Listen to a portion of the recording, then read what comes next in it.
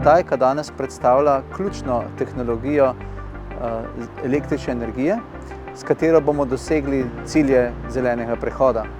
Hkrati pa je z ekonomijo obsega fotovoltaika postala tudi najcenejša tehnologija in hkrati tudi ekonomsko in energetsko najučinkovitejša.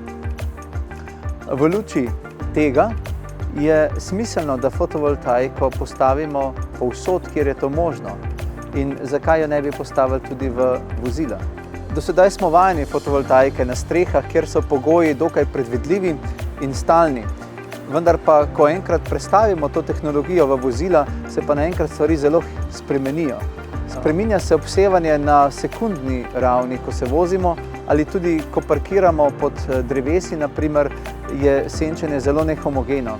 In to smo želeli nasloviti z eksperimentom, ki ga tukaj predstavljam. Namreč na tem vozilu smo inštalirali PV modul z dodatnimi senzorji, s katerim spremljamo delovanje in pa razmere med vožnjo oziroma ob vsakodnevni uporabi vozila.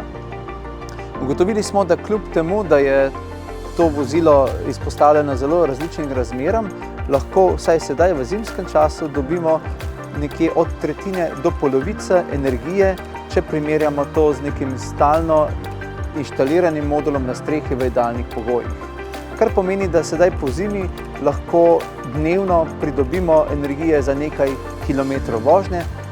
Poleti bomo videli, kakšne bodo razmere, kakšne bodo rezultati, vendar pričakujemo, da bi lahko z integrirano fotovoltaiko pridobili nekje od 20 do 30 km dodatnih vožnje z električnim vozilom. Cilj tega eksperimenta je ugotoviti več stvari. Eno je, kakšne so razmere, kakšno elektroniko potrebujemo za to, da tem razmeram, ki so jim moduli izpostavljeni, sledimo. In konec koncev, koliko energije bi pridobili ob vsakodnevni uporabi takih sistemov.